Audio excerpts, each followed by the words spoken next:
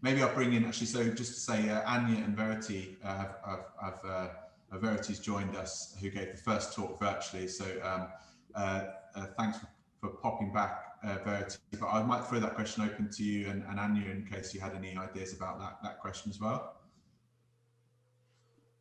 Can you repeat the question? Sorry. It's about, in terms of detecting these new variants, are there any convenient ways that you found to visualize the trees and the mutations that are shared, within parts of the tree? We had a talk from Jared yesterday, who has something called NCOV tools that gives you this map of mutations and the tree. But I'm guessing that you also have some software to help with that as well. I have an example Civic report for Civic 3 that I could show up.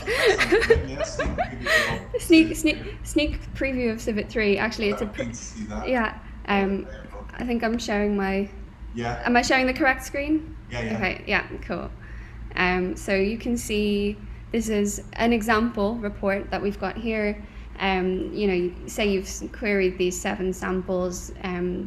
Civic can sort of tell you the information that you get is that it was put through by an input FASTA, and they're present in 2 different sort of catchments of diversity. So this is just an example. Let me see, I'll scroll down here. So you can see this particular sequence. You've got 2 samples that fit in this diversity here, and then your 2 samples are sort of displayed next to the 3 with the snippet plots. So snippet is a separate tool that is just a Python package that you give it an alignment and a reference, and it can make these plots that just highlight the differences from reference to your samples. So you get a snippet plot for each individual sequence, but I'll just refresh this because I was messing around with the report beforehand. But so in catchment 1, you can see it starts out just a bit like this, but you can expand out your tree and see the individual tips then, and obviously by default you're seeing which ones are queried by your sample or colored by your sample, or whether it's something that we found in the background, and you can click on your particular sample of interest or figure out what is next to it in the tree. And if there's certain bits that you're not interested in, you can kind of collapse them out, and then when you're sort of happy with how your tree looks, you can print it out as a printable report, and you see the sort of diversity there beside it as well. So these are timeline plots that Verity's been working on as well, and you can sort of get access to time. There's also maps available as well, so you kind of get the phylogenetic context. These tables summarize the things present in that local context within the tree, and then you get the mutations shown as well. So I mean, it's just one option, but really nice. This is. I guess, yeah, you can look at the tree and then you can look at the different mutations that are kind of discriminatory between samples and trying to kind of infer the ancestral state, I suppose. Are you gonna, I don't want to give you another feature request, it's the last thing, but would you think about putting ancestral reconstruction on that tree or on the snippet diagram? I think it's definitely possible, and that's been our plan as well from the beginning, because these trees are sort of based on the diversity in the background, so you kind of go in, you know what SNPs are there already. I think there is the consideration that you just have to be aware of where the data has come from. So GISAID can get a little bit, if the background data is GISAID showing SNPs of samples that aren't your own, can be a little bit tricky. So long as I think there was the appropriate amount of anonymization, it wouldn't be a problem to show this. Yeah, and so I think you can I think go to next strain or next clade and sort of either drag on sequences or a tree, and I think that will give you a quick interactive way of seeing what the ancestral state is. So I find quite helpful. Okay, I think just on that, Nick, I would also advocate for using Civic and Snippet. Like we use Snippet especially like as a standalone thing, just to get a quick assessment of the mutations, and it kind of gives you a nice overview of whether you've got stuff that's missing because of kind of quality issues or not. But it's a really nice tool to kind of visualize that sort of thing in a kind of compacted way. I would definitely advocate for using those. Yeah, definitely. I've just linked as well to COV2 tree, which specifically does have mutations on, I think. So I think it uses data that's potentially from GenBank rather than GISAID, as far as I'm aware, but it's a big tree visualization tool by Theo Sanderson, I think, and that, I think he just announced it last week or something like that. So that is a really good resource as well, I found, because it does have the SNPs actually associated with each tip in the tree. So I don't know if there's a visualization necessarily there, but we also have Emily Scher in our group has been working on a tree viz as well, which I think the plan for that is to have, so you can visualize the 2 million sequences or whatever in one go, which is just an incredible, to be able to do that is insane. And the idea would be to be able to look at what SNPs are at specific nodes in the tree as well. So I think people are working on it, but at the scale of those really big trees, I guess it's a different thing to trying to zoom in, which is what Snippet and Civic do. Yeah, I mean, it's just amazing that we're at the point of kind of almost routinely generating trees with millions of nodes, and then actually having ways of analysing and visualising it. You know, it's kind of, it would almost be unimaginable, I think, just 2 years ago that we were doing stuff at this scale, because I think that, you know, the biggest data sets we've been looking at before that were like a few thousand sequences, you know, so it's crazy to see the progress in the field. Okay, there was one other question from Natalie. I'm not sure she's going to be able to answer it though, but we'll ask it anyway, just in case. So from Miguel, what is the UK government budget dedicated to genomic surveillance? I'm not sure we know the answer to that, but you're muted, Natalie. Natalie's telling you the answer, but she's muted, you see. So yeah, I don't know the answer, but I'd probably say it's still not enough. It's definitely big. And, you know, it's one of those things that we've been able to kind of prove the utility of the genomic surveillance. So it's kind of given us the evidence that the money is kind of worth it, and that, you know, we would be justified in asking for it and continuing to do that. But yeah, I don't know specifically what it is. I mean, I think one way of thinking about it is we've done at least 650,000 genomes in the UK. So, and the genomes are still not that cheap. I think we're still thinking it's costing 40, 50 pounds per genome. So you can work out a minimum bound for how much we spent on genomics from there. Yeah, we cost our genomes at £80, including like lab staff and extraction and everything. So yeah, it's still pretty expensive. And we have a lot of people working on it as well, and so those all kind of factor into it. At the moment, we're a pretty small team of bioinformaticians, but we at the moment are relying quite heavily on the kindness of people like Nick, who will help us out without us having to pay them. Yeah, well, I think for academics interested in genomic epidemiology, it's just been an amazing, amazing thing to be involved in. I guess one way of contextualizing it is whatever we've spent in the UK, it's less than what the US have committed, which I think they've committed several $1 billion now to genomic epidemiology after a slow start with their initial administration. The Biden administration has put a lot of money into genomic surveillance, but I think they're not quite up to the levels of surveillance that we are in the UK and certain other countries. Okay, very good. So, okay, I'm going to ask a couple of housekeeping things, okay, before I know that not everyone will be able to stay to the end. So first thing is we're going to post a link in the chat to the feedback form, and this is also your way, if you need a certificate of attendance, and some people do, this is your way of getting one, is to give us some feedback. So I'm going to post in that link, if I can find it, into the chat. I found it. Okay, and then here it comes. And then the second thing to say is, if you're interested in Civic, because Civic's been, I think everyone's got interested in Civic from Anya's talk. Since yesterday, we've posted a Civic tutorial. So this is a way of running Civic and playing with Civic on your own system.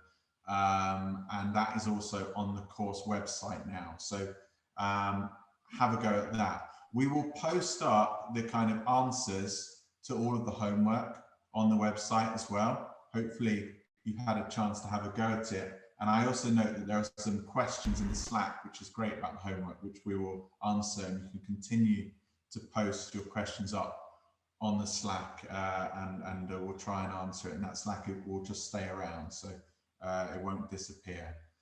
I hope that's all the housekeeping. I should at this point also just give massive thanks to Lisa at the Quadrum for helping organise this workshop, which I think has been great again. You know, she makes it possible to get everyone together at the right time. So thank you very much, Lisa. And of course, thanks to all of the participants and the speakers. So I'm going to ask one more thing, and then we're going to have just a bit of a panel. Oh, yes. Hold on. I just wanted to say about the Civic homework, just to note that it's that's actually on the older version of Civic, Civic 2, because the version of Civic Anya just showed is like very hot off the press. So just the reports yesterday. Yeah. So the reports and stuff won't look quite as pretty, and they won't be interactive, but they'll still give you an idea of the outbreak investigation that people have been doing over the last year or so. Yes. Civic 3 is available though, but it's still in beta testing at the moment. So yeah, so for next time, I guess we'll do a Civic 3 tutorial, and that will be great. Okay, so I think we'll, you know, one thing I'm going to ask is something I've noticed, and you know, is that we've been talking effectively to some tiles on the screen here, and almost no one has we've got some portrait photos, but almost no one's got their video on. So if you are kind of comfortable and feeling, you know, dressed or whatever, and feel comfortable putting your video, it'd be lovely for us to just be able to see you for at least for a few seconds. If you just want to turn your video on and say hi and give us a wave, that would be nice for us. If you don't feel comfortable doing that, then that's absolutely fine. But it would be nice to see some people. Oh, I can see some people turn their cameras on. So let's give us a wave, because we do have participants from all over the world, which is fantastic. So it's nice to see you all. Oh, that's much better. Should have asked us to do that at the start, really, I think. Lovely. All right, fantastic. So yeah, so thank you, and the participation in the chat has been really, really nice to see. So thank you for, you know, without some interaction, it's very hard to give talks and to give tutorials. So I'm going to I think we've got a few more minutes. You know, we've got at least till 12. So I would like to get a discussion going.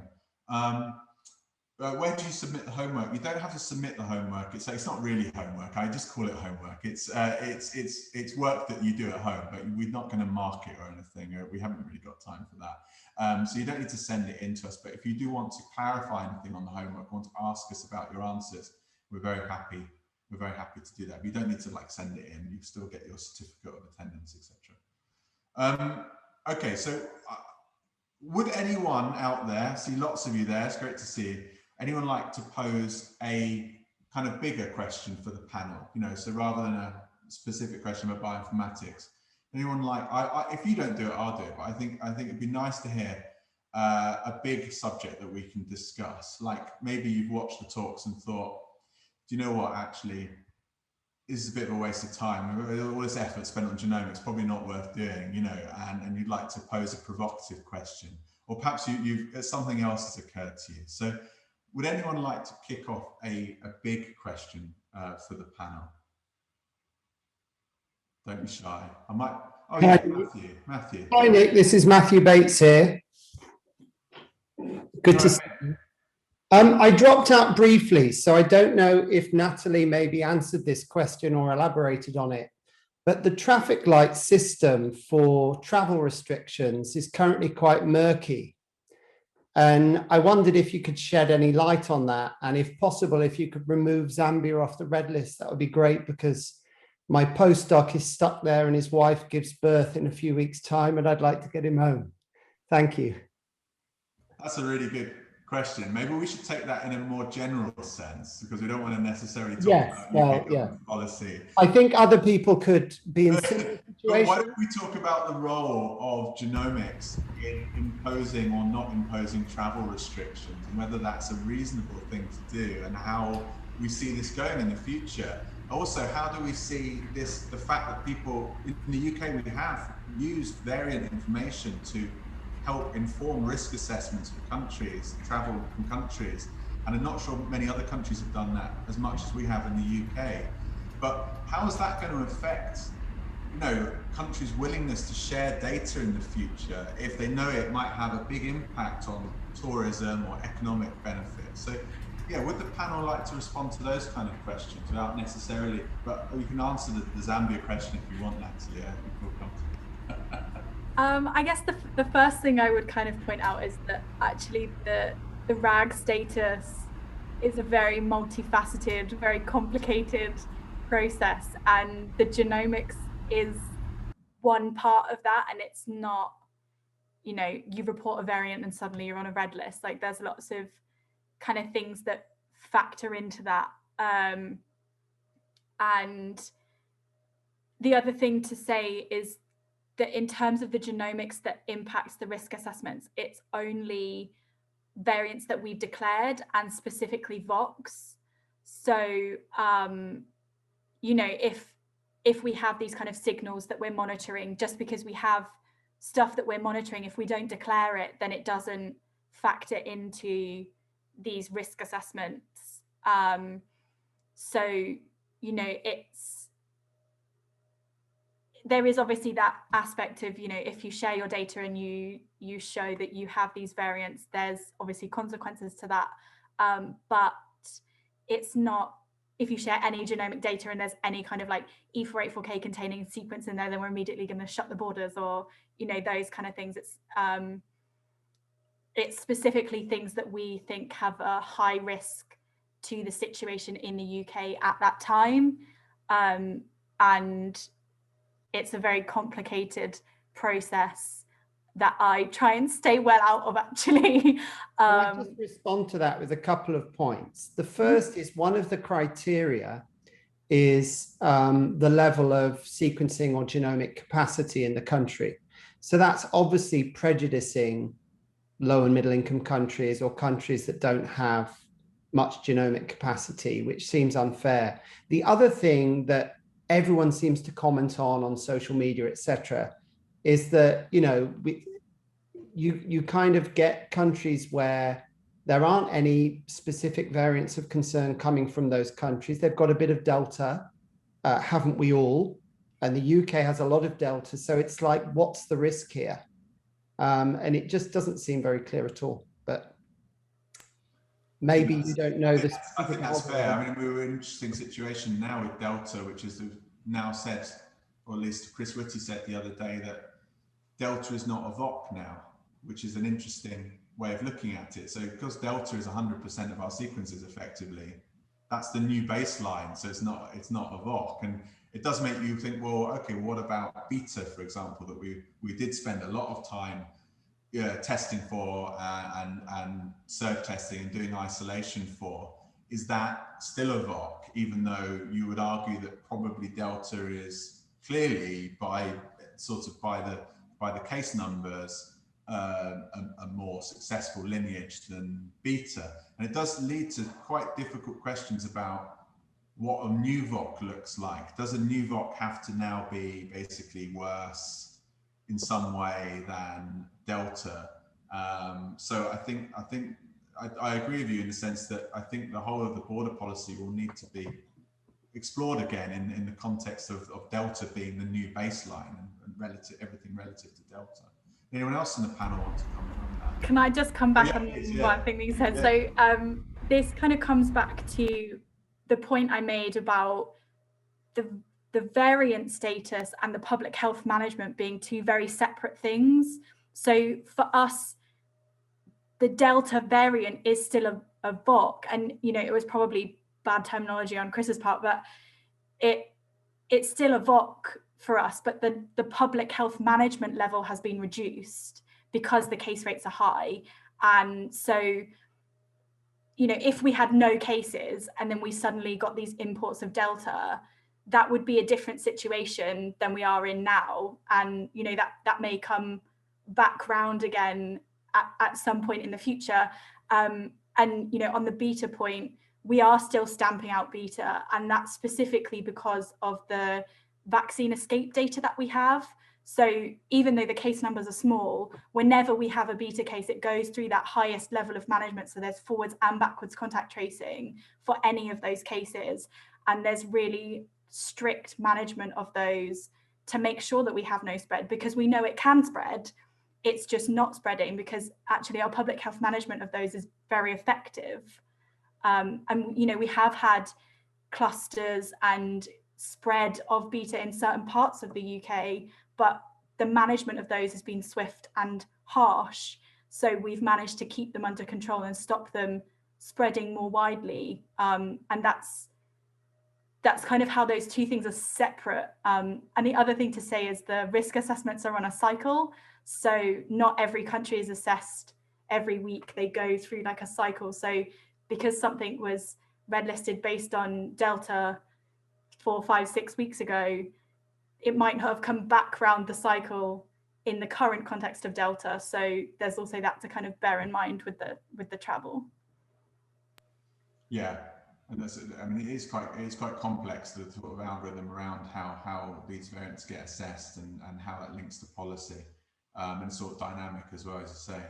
Would anyone from the audience, particularly because, you know, we have such broad representation of different countries here, like to give a perspective from their own country about genomic surveillance, and maybe, you know, any political issues or that have maybe hamper the ability to do genomic surveillance, or perhaps to release data? Would anyone like to speak to that? I see Sindiswa has her hand up. I don't know if she wants to ask a question or respond to that particular question, but feel free. Or is anyone out there kind of struggling with this question at the moment of how to engage in genomic epidemiology in their own country? Hello, I'm Sindiswa from South Africa, and I'm right in the middle of the hub, which is Johannesburg, where we're experiencing Delta variant circulating, and it's really ravaging this region. So I'm in the Chris Hani Baragwanath Hospital, and there's a major concern that I wanted to maybe get the panel to talk about. Are we really targeting the right thing? So what we're actually looking at here is that in South Africa, we've noted that between 5 and 10 days, a lot of people succumb, whether you have a comorbidity or without a comorbidity. So it now speaks to the virulence of the virus instead of the entry and propagating itself. It now speaks to the virulence to say, during the day 5 and the day 8 or the day 10, what is happening to this virus? What is it doing?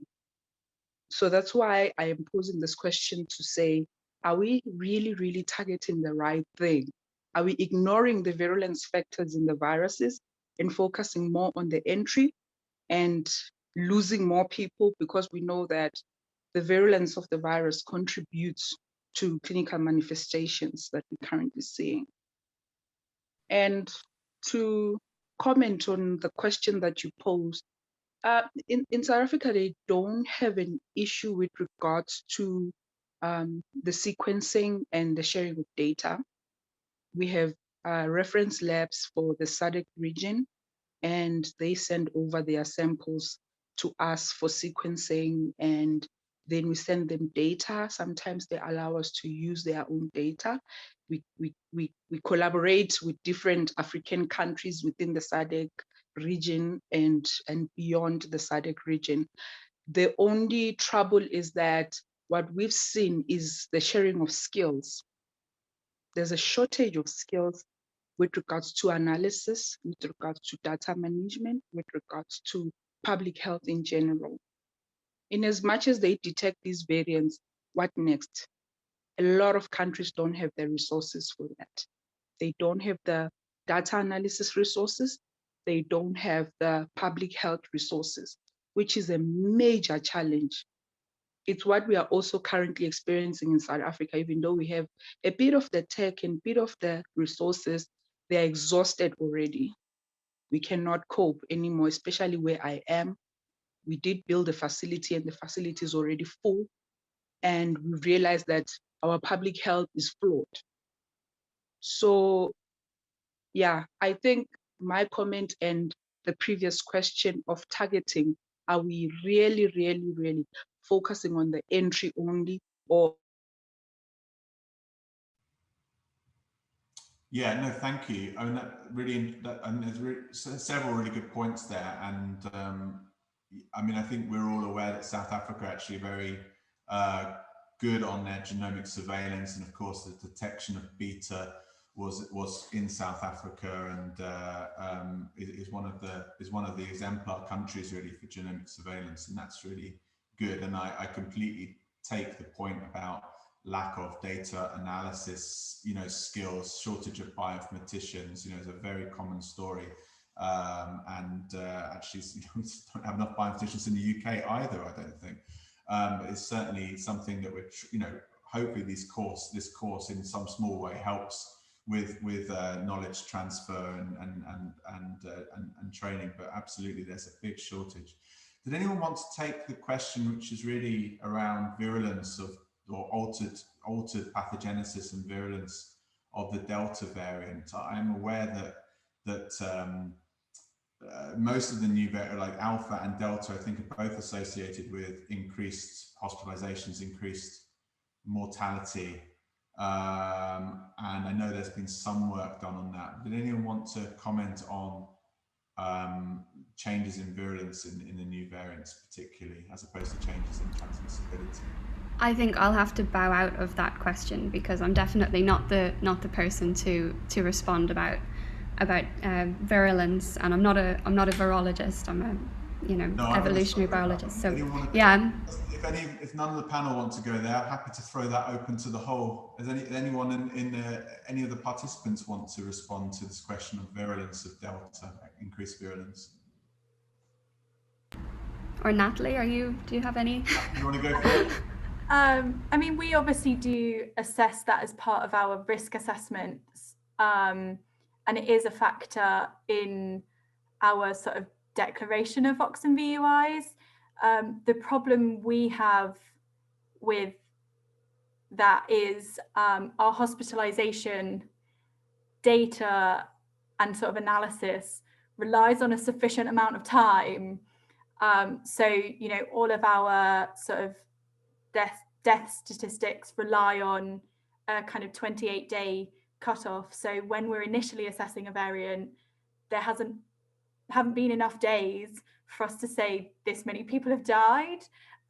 So that kind of causes us a problem. So it's kind of in the second or third iteration of a risk assessment that we would have even preliminary hospitalization and sort of severity data anyway. And in terms of sort of Delta, I think we are in sort of a specific position in that so much of our population has been vaccinated. So that has an impact on our severity data. And actually a lot of our risk assessments now are based on vaccine escape and severity and death in vaccinated individuals specifically. So that kind of changes how we assess things, maybe compared to how other people might assess things, and changes, although we've had an uptick in hospitalizations, it hasn't had the same trajectory as previous waves in terms of deaths. So although you potentially are more likely to be hospitalized, you are potentially less likely to have severe consequences once you are in hospital. So I think it's a really difficult question to answer, and also a much more difficult answer to translate to other places because there's so many kind of variables involved in making those kind of assessments. Yeah, I agree. It's really heavily confounded at the moment, and there are lots of issues with getting that information. One thing that I remember is with Alpha and also with Delta, quite often we'd see things that looked like important signals that would then disappear over time. So, for example, with Alpha and Delta, it looked like the viral loads, as measured by CT values, were higher when we started to see the emergence of those variants. But retrospectively, we tend to see that they're not higher; they're actually the same, and that's partly explained by, if you get a new variant that is in exponential phase, and then you've got other variants that are effectively dropping off, you're picking up many more new infections. So you're picking them up earlier, and they consequently have a higher viral load, lower CT of the new variant. Whereas you're picking up this long tail of infections that are on the way out, 2-3 weeks post symptoms for the other variants, and you get this apparent big difference in viral load. And then when you go back at the end of the wave, you say actually it was the same. And then I think with Alpha it's interesting because we definitely see a strong signal of increased mortality associated with Alpha, definitely, even retrospectively. But if you look in a hospital at admissions and you match admissions of the older variant and Alpha, the cases seem to have the same outcomes, approximately equivalent outcomes. And so the idea is that actually you get more hospitalizations, but actually when you get to hospital, your risk of death is about the same. So these are all quite complicated, quite confounding factors in terms of understanding it. But I think you're right, Natty, that throwing in the vaccination makes life even harder with understanding Delta. Obviously, we're very fortunate to have such a high vaccine coverage, although we are seeing a big increase now in hospitalizations, and we are starting to see the death numbers coming up, unfortunately, even predominantly non-vaccinated people, but in younger people. So there may and I think just to add to your point about signals early on, that also comes back to our level of public health management, because if it's a variant that we declare and then put into level 3 public health management, there's aggressive forwards and backwards contact tracing and testing, so you're more likely to pick up an early asymptomatic infection, and you also have much richer epidemiological data. So if you look at our epidemiological data for Delta, as you go along in terms of time, the richness of the data gets worse and worse and worse, because the more cases you have, the fewer cases you can follow up. And so you get this, and then as the public health management reduces, the amount of contact that you have between the HPTs and the cases reduces. So then your kind of ability to actually make an assessment also reduces. So it's actually a really difficult thing to kind of tease apart. Yeah, that's a really good point. We see that with things like the secondary attack rate. So with Delta, a really high secondary attack rate relative to Alpha at the very start, associated with the many imports that we got around, I guess, April. And then that secondary attack rate just seems to have dropped off and become very similar to Alpha again. And I suspect it's factors like that account for that. So it's very difficult to do this in a sort of a dynamic observational experiment in human populations. And obviously virological laboratory experiments is the way to really get into the true differences between variants, but they do tend to take a long time to come through. We tend to we're getting the experiments through about Alpha and about Beta now, that and obviously we've all moved on to worrying about Delta. So that's the problem. Okay, so let's take on some more. We've got lots of comments and questions in the chat. Let's try and take some. Let's take this very important question, I think, from Nora Zeta, which is probably relevant to many on the call. So in a country with budget restrictions, what is the optimum percentage of genomic surveillance that we need to conduct? It's a question we ask on a regular basis. So, but based on the UK experience, what percentage, are we looking for optimally based on active cases? So in terms of our sort of prioritization, we prioritize imported cases and cases in hospitalized individuals and cases in vaccinated individuals where we can, but that data is kind of patchy. And then we have some modeling that's kind of in its preliminary stages, but we sort of, in order to detect something that grows rapidly like alpha or delta early, you need somewhere around the sort of 30, 35, 40% mark to really do that in an effective way. But obviously the highest you can manage would be my recommendation. I think one really important thing is sort of how you figure out what samples you're going to sequence as well. So even if you're going to be sampling maybe lower than 40%, if that's not a feasible number, to try and get a sort of representative random sample of the, if it is for surveillance purposes, so if it's for, like that, you want to target specifically introductions or you want to target specific variants, that's a different situation. But if you're trying to do genomic surveillance to try and track what's circulating in the community, it's important to then put a lot of consideration into how you're going to take the subset of samples and what areas they will represent and that sort of thing, and then be aware of the limitations of uneven sampling, of if it's a lower level of sampling as well. It's quite important. Yeah, I mean, it's difficult to have a strict percentage because, I mean, in the UK we were trying to sequence basically everything at one point, and we were achieving up to 60% of cases. It's hard. The other 40% typically have too high CTs to really sequence well, so we don't do those. But because we're in exponential growth at the moment, that number's dropped from 60% down to 15% quite quickly, and probably will drop further now. And actually, 10% seems like a lot, but some modelling that we've been looking at recently has suggested even at that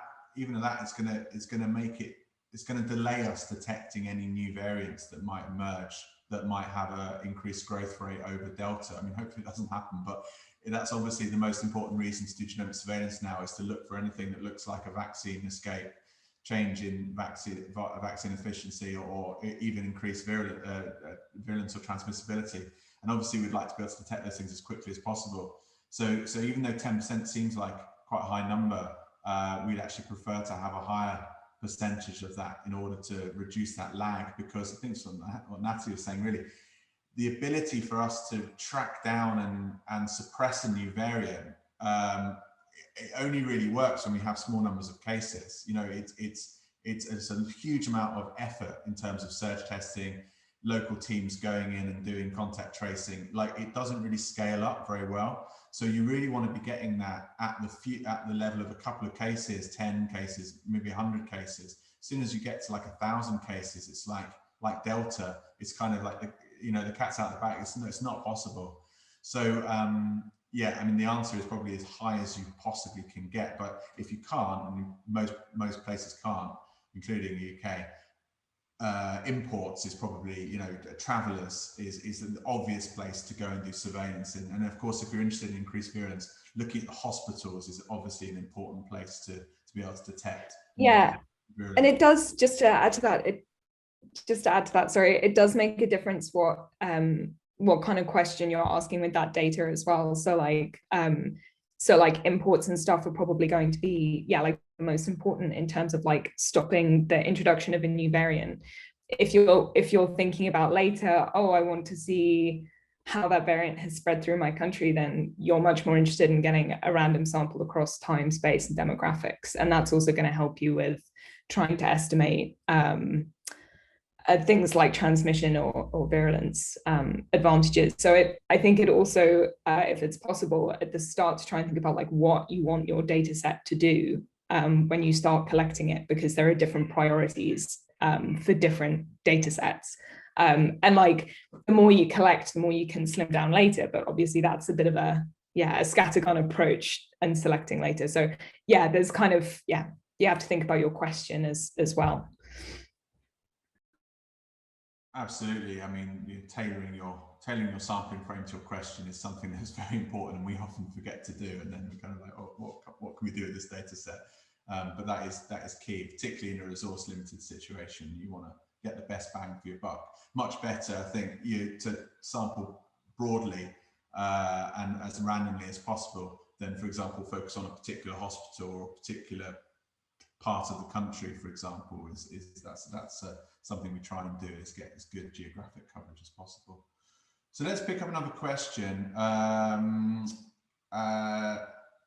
So actually, I mean, maybe this relates to the discussion, so we'll just pick it up from Kurt, which is like, and I think Kurt's from Australia, so it's kind of an interesting question from Australia, because the question is keeping out specific variants on the backgrounds of high level of community transmission a lot of effort for only a short delay in variant arrival and spread?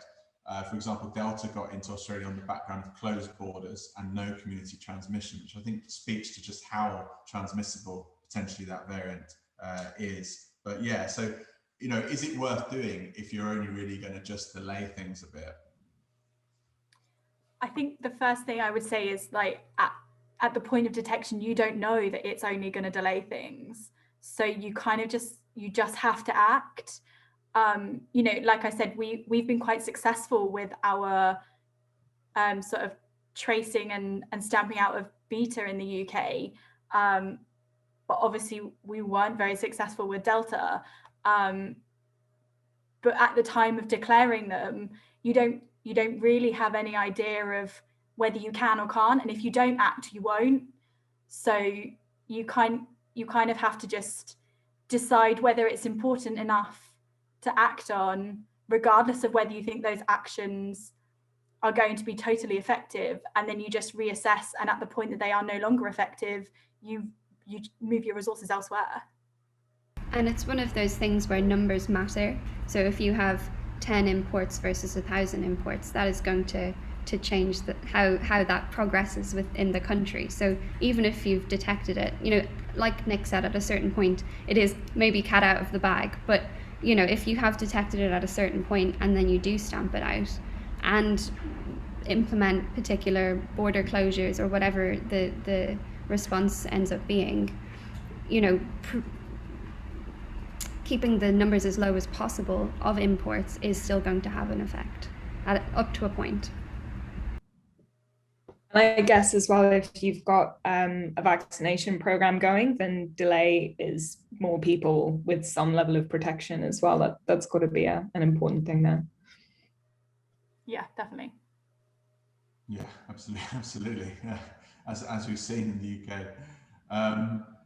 Okay, that's brilliant. So let's take this question from Phil. Phil, do you want to ask your question in real IRL, just for fun? Yeah, why not? Just see what I wrote. So yeah, I've just been thinking a lot about, obviously there's been a huge special effort for the COVID pandemic to respond to it.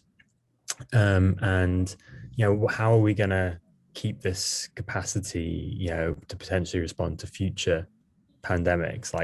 There was a big lag in our response because lots of things had to be done fairly ad hoc at the beginning. So are we going to have a dedicated capacity, that it just has sequences almost lying, empty, not doing anything, which doesn't seem very sustainable really? Or, how is that going to work in terms of, having that surge capacity to respond to these events, but being practical? Yeah, great question. I think people are grappling with that right now. How is this going to go in the future? I'd like to think that we're never going to go back to not having genomics as part of a outbreak or epidemic response. So I think that's one. I think that's established now. But how it's going to be done is a logistically speaking, how much capacity do we need to keep in reserve for things like this? Obviously, has a huge implication if you're going to keep a load of labs just running but doing nothing. But that's probably what we need to have. Yeah. So any perspectives from the panel on what this is going to look like in the future? So I think in terms of methods and in terms of tools that we now have available to in reserve, if you will, for big data sets. Before the pandemic, there was, we had the ARTIC bioinformatics pipeline, and that has scaled incredibly well now. There's people around the world using it on SARS-CoV-2.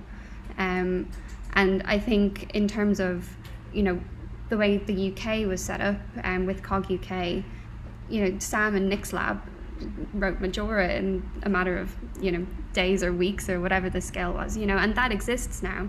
So it can be co-opted again if needed. And in terms of our processing power and our ability to sort of centralize and then disseminate data, that system's in place and can be reused or updated if needs be.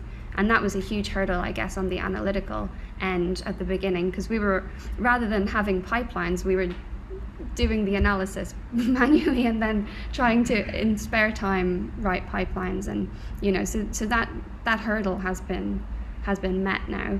In terms of having sequencers lying around that aren't in use, I don't really know if I have a satisfying answer for that one. The Sanger obviously is doing a lot, and now with PhD sort of manning a lot of the Pillar 1 stuff. I don't know, maybe you guys, Natalie, you could comment on that a little bit more. But yeah, I think you're right. Like, we've set up a lot of the protocols, and that was really a big hurdle for us. Like, even just before Christmas, we had no horizon scanning process. So that's been set up this year. And so, we're already at PhD discussing how we can transition the specific SARS-CoV-2 horizon scanning process to pathogen X, if you like, and how we can utilize those protocols and those processes to keep them going. And I think one of the things that has kind of come out of the pandemic is actually we've been able to sell ourselves and prove that actually genomics is really important and really useful in pathogen surveillance and public health management. And so, we've been able, because prior to that in PhD, it was very much like, if your department decided that you would use your money for genomics, then you could do that. But there was no real drive in terms of the policy of the whole organization that pathogen surveillance should be genomics focused.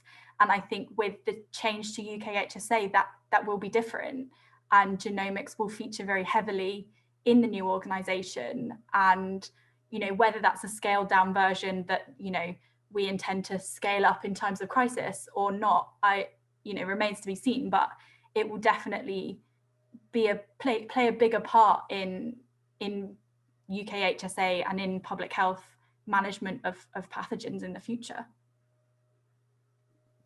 And I'd say sort of on a sort of, as far as things like continuing between crises, we've also now got, there are so many countries all over that hadn't really been producing too many sequences before, whereas now, like, I think the knowledge base is a bit more set up in lots and lots of places. Like, it's not, places that weren't sequencing routinely before now they also now have the expertise to sequence, to do some analysis, all of that stuff. That doesn't go away. And like, the teaching is still going, the knowledge transfer is still ongoing. So I think, like, not to underestimate the enormous like human resource that's come up out of this as well. And the awareness as well, right? Like you were saying, people's families are talking about Delta and things that are defined based on genomics. Yeah, I think this is like the first time in my life that my family actually understand even remotely what it is that I do. So that's been nice. Yeah, I mean, I think one thing we did in the UK, which was quite good, was that we just leveraged the capacity that was available at the very start. So we a bunch of universities just dropped what they were doing and got sequencing, and that became the COG network and Sanger. And we worked really very closely with the public health agencies. And for me, that's not necessarily like a sustainable model, because university academics have to go back to doing university things. But I think the idea, and this is something that genomics is good for, you can use genomics for all pathogens, right? Viruses, bacteria, fungi.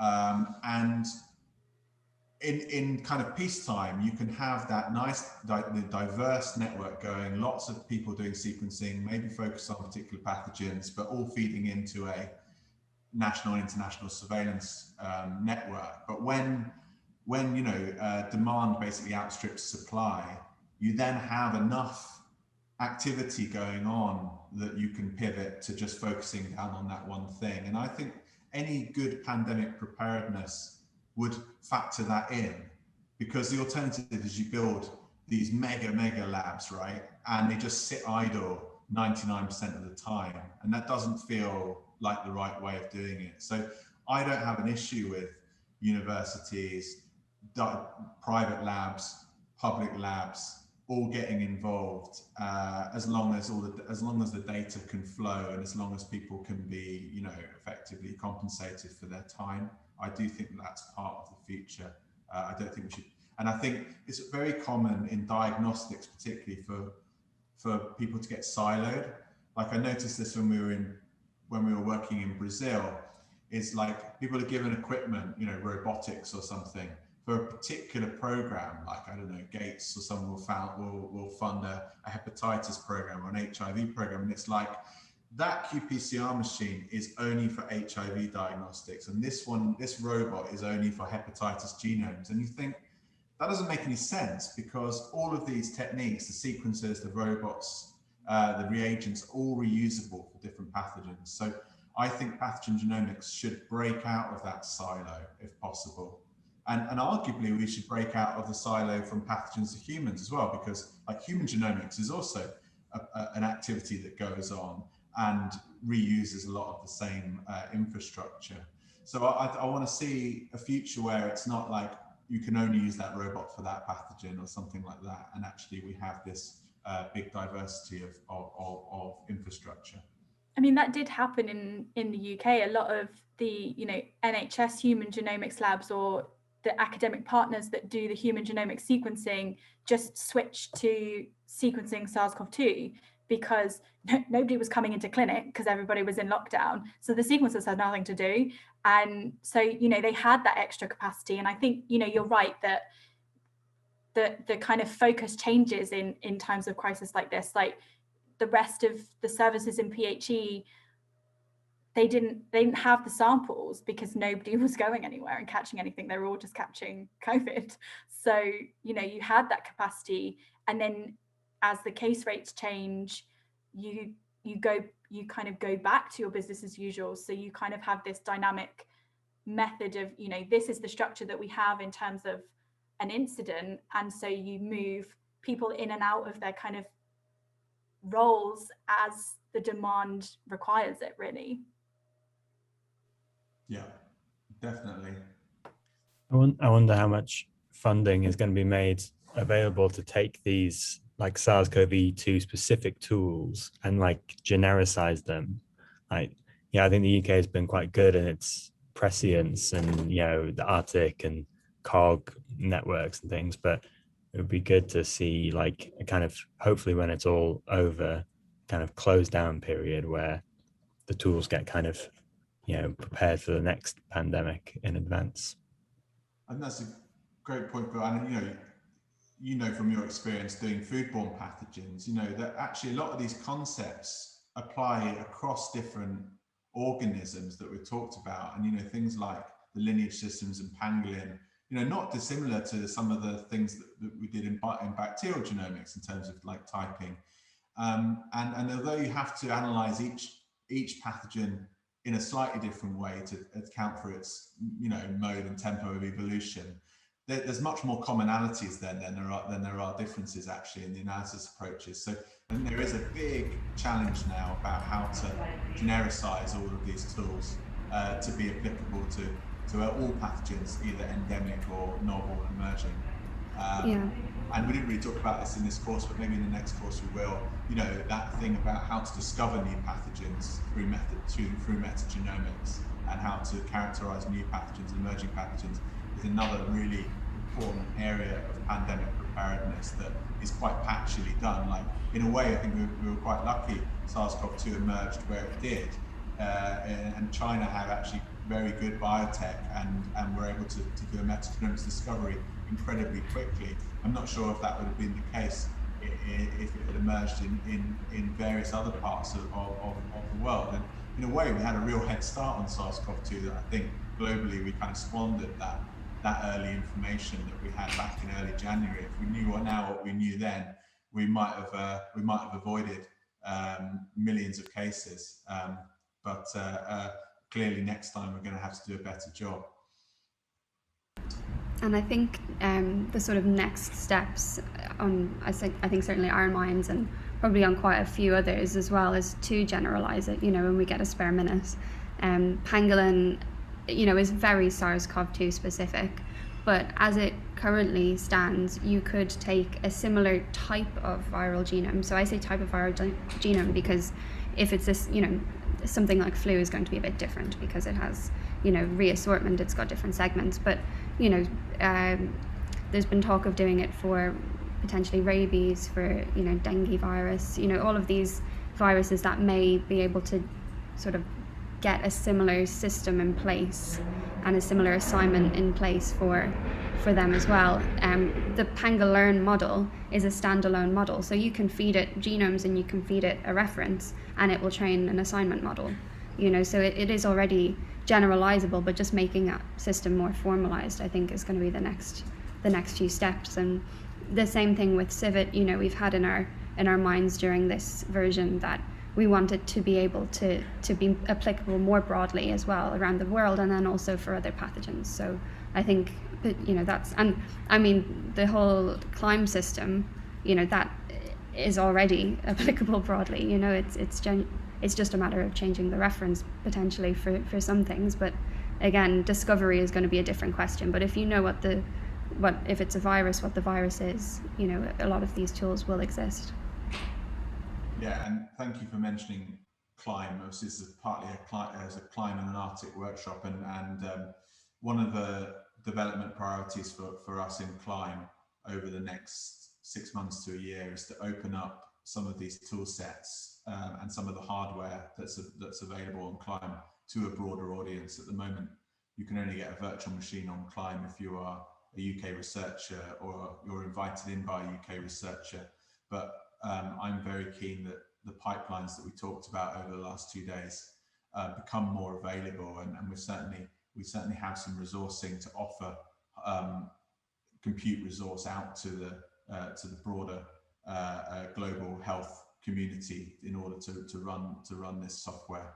We don't have infinite resources, but I think we have enough resources to be able to make a useful contribution. But of course, this is all open source software, so of course it can be run locally, it can be run on your own service, can be run on other clouds. So there hopefully are going to be more better options in the future. So I think that we've come to the end of our session now. So I'm just going to wrap it up for the second time, just by thanking all of you participants for your engagement and the questions, which have been really insightful questions. Pleasure to answer. Particular thanks to our speakers, all the speakers, but also our panel. There's been a really good panel discussion, so thank you, panelists. And again, thanks to Lisa for organising the workshop so efficiently again.